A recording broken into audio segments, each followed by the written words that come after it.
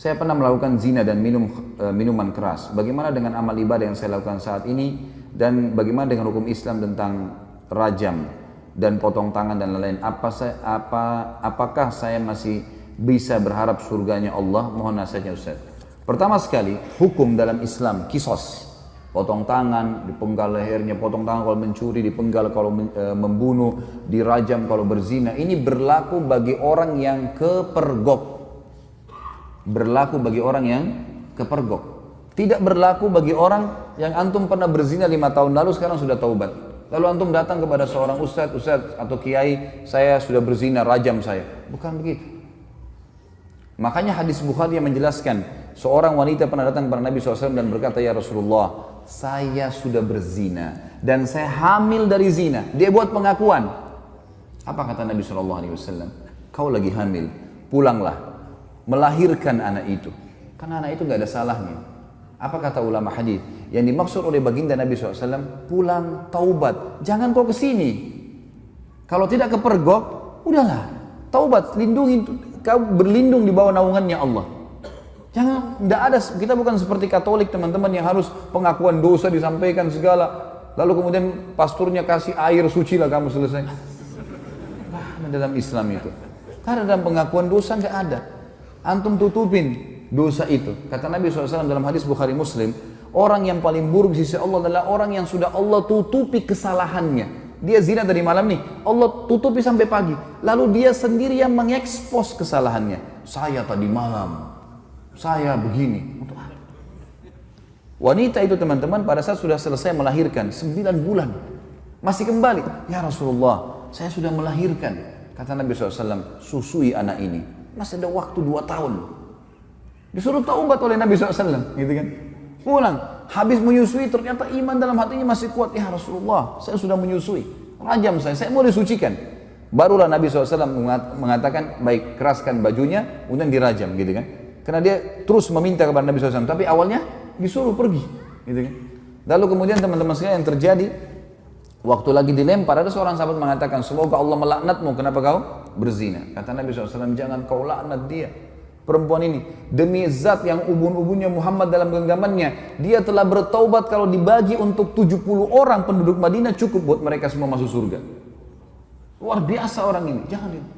Ada pernah sahabat mengatakan, ya Rasulullah, saya mencium seorang wanita di pinggir Madinah. Asabtul mar'ah. Dalam ulama hadis mengatakan, dia mengatakan, saya sudah menciumnya, saya sudah memeluknya, tapi tidak terjadi perzinahan. Kata Nabi SAW, atusolli ma'ana, apa kau sholat bersama kami, berjamaah? Kata dia, iya. Kata Nabi SAW, idhab, pergilah dari sini.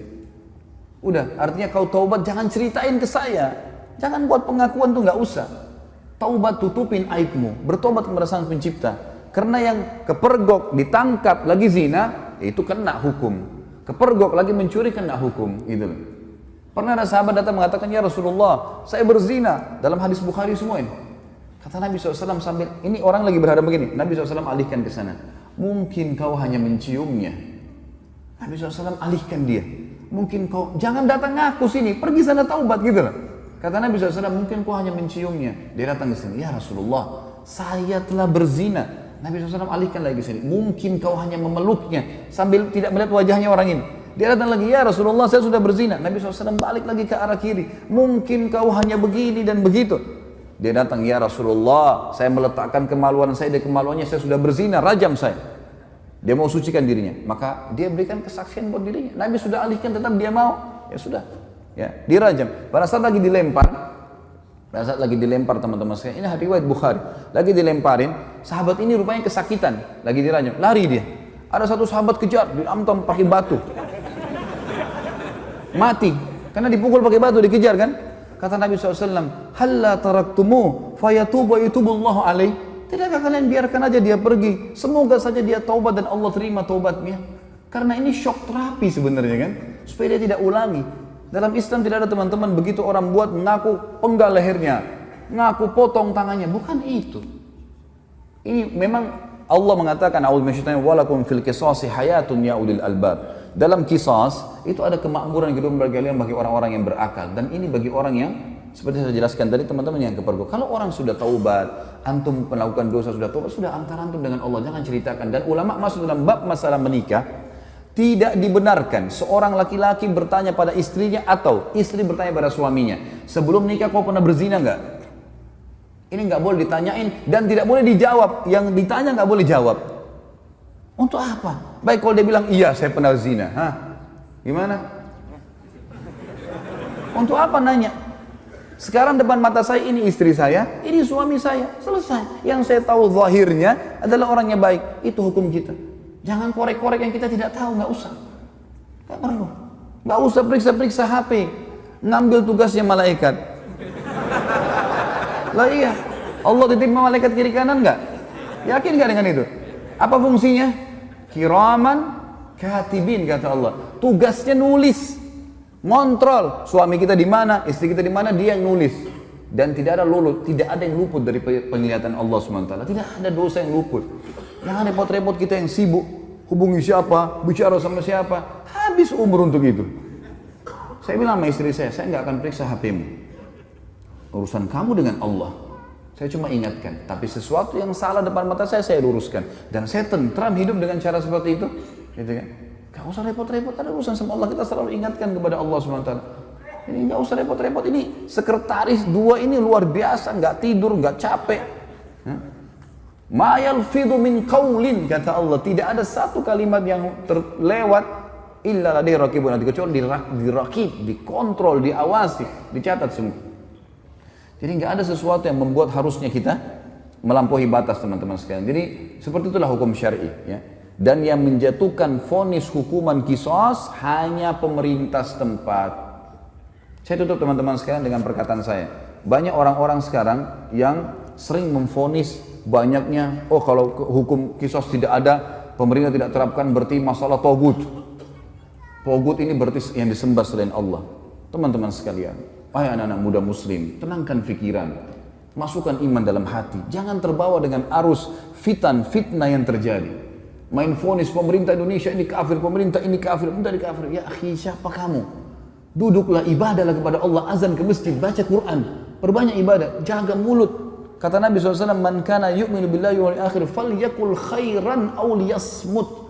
Siapa yang mengaku beriman pada Allah di akhir, dia cuma ucapkan yang baik, yang dia tahu dan dia tahu bermanfaat buat dia di akhirat, atau dia diam.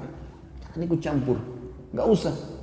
Sekarang antum memvonis si fulan tidak benar, si fulan tidak benar. Dari mana ilmu antum tidak benar? Indonesia ini bukan negara Islam. Tapi teman-teman sekalian, berapa presiden kita? 5 atau 6 sebelumnya yang sampai sekarang Muslim atau bukan? Muslim. Salah satu syarat negara Islam pemimpinnya Muslim. Yang kedua, mayoritas masyarakat Muslim atau bukan? Nah, tinggal yang ketiga syaratnya, terterapkannya hukum Islam, kan gitu. Baik, pertanyaan di Indonesia, apakah hukum Islam sudah diterapkan? Hah? Sudah akhi, sebagian belum. Sekarang begini anda tanya, ini hukum Islam belum? Bukan duduk di majelis ilmu begini. Hah? Takmir masjid, hukum Islam bukan? Azan dikumandangkan, 5 waktu sholat dikumandangkan. Kalau kita Ramadan diiklanin nggak? Baik, kalau kita pergi haji, jemaah haji pergi nggak? Pemerintah buat nggak program haji? Puasa Ramadan, zakat, ada badan zakat nasional. Kita bebas, antum sekarang buat yayasan, kumpulin zakat, sedekahkan, buka rumah anak yatim, buka pesantren. Kita punya pengajian agama, antum nikah dengan cara Islam bukan? Baik, antum cerai, Islam. Ada majelis ulama nggak di Indonesia? Teman-teman sekalian, yang belum diterapkan di Indonesia apa? Pencuri potong tangan, ya? Orang berzina dirajam. Ini bagian daripada syariat, bagian, bukan totalitas syariat di situ. Harus kita tenangkan pikiran dan hati kita teman-teman. Jangan terbawa cuma emosional dan ilmunya kurang, akhirnya kemana-mana nih, gitu kan? Ban mobil kita kalau bannya lagi kempes, tambah angin saja, jalan. Kita enggak, kempes, buang semua mobilnya. Lah iya, langsung menvonis. Teman-teman, manusia semua bisa berbuat salah, punya kekurangan, gitu kan? Tetapi kita mendoakan. Yang saya lihat adalah kita di Saudi misal contoh ya, saya karena pernah tinggal di sana, saya melihat di setiap mimbar hari Jumat, semua khatibnya pasti mendoakan agar pemimpin mereka dapat hidayah. Bayangkan kalau kita punya, saya dapat data teman-teman di Jakarta Selatan saja, kita punya 2.200 masjid dan musola. 2.200 masjid dan musola. Ini mungkin sejumlah dengan masjid di negara-negara muslim yang lain yang kecil. Ini baru Jakarta Selatan, kita punya 5 wilayah Jakarta. Ada pusat, ada barat, ada utara, ada timur, ada selatan. Ini kalau 2.000 aja setiap wilayah kita punya 10.000 masjid. Bagaimana kalau seluruh Indonesia? Bagaimana kalau semua orang ini, ya, kalau 10.000 masjid teman-teman berarti ada 10.000 khatib. Ya. Kalau kita punya misal seluruh Indonesia anggaplah 5.000, 10.000, 100.000 masjid. Semuanya mendoakan, ya Allah berikan hidayah pemimpin kami. Ya Allah berikan mereka menerapkan Al-Quran dan Sunnah. Ya Allah.